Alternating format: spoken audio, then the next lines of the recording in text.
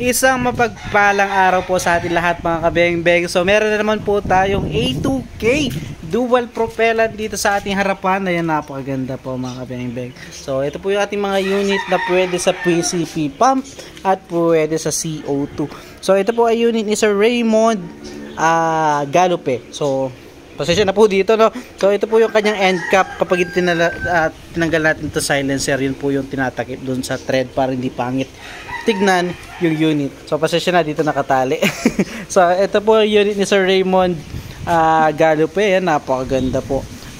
A2K dual propellant. So dito po ay nakalagay ngayon is CO2. So i-grouping test natin, syempre para makita ni Sir Raymond Galupe na quality yung kanyang unit mga kabeng-beng. Ito swak sa ating mga kabeng-beng na walang mapag-refillan ng CO2. Dahil pwede siya sa PCP, hindi siya ganong kasing mahal ng mga PCP mga kabeng-beng. So at least kung ayaw mong magpakarga or ayaw mo naman mag-pump, pwede ito mga kabeng-beng. Dual propellant mga kabeng-beng.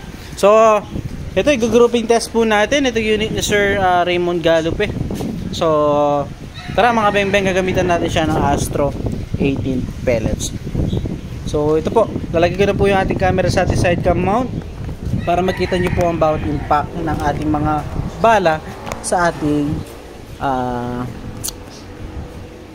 steel plate po. So i-align ko lang po. Align lang natin yung ating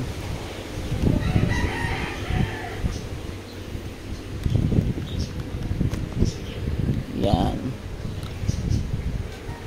So sa mga naghahanap po ng unit, ayan po yung ating Facebook account nasa ilalim. Yung Kabeng-beng Sporting Hub or Sampang Brothers Guns and Rafford or JP Garcia Sampang.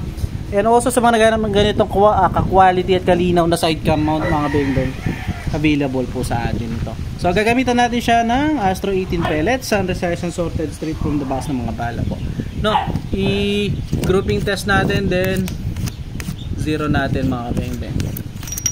Alam ko na zero na pero hindi pa yata talaga zero na zero. Pero tignan natin mga kabeng-beng. So first shot po mga kabeng-beng. Yun, nakikita mo siya zero na zero. Yan.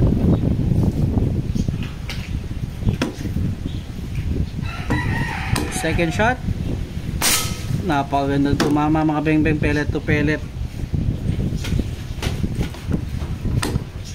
Third shot, solid, ganda tumama mga kabeng-beng. Pang-apat po, fourth shot, napakaganda tumama po. So kung ang gagamitin natin target dyan is target paper or karton mga kabeng-beng, mas maliit pa yung groupings nyan, no? Kasi nga po yun, medyo lumalaki yung groupings dahil kapag tumama yung ating bala dun sa steel plate, nag-expand po yung bala kapag nauyuyupi. Pang-anim na po yun, pang-pito, pang-walo, pang-siyam.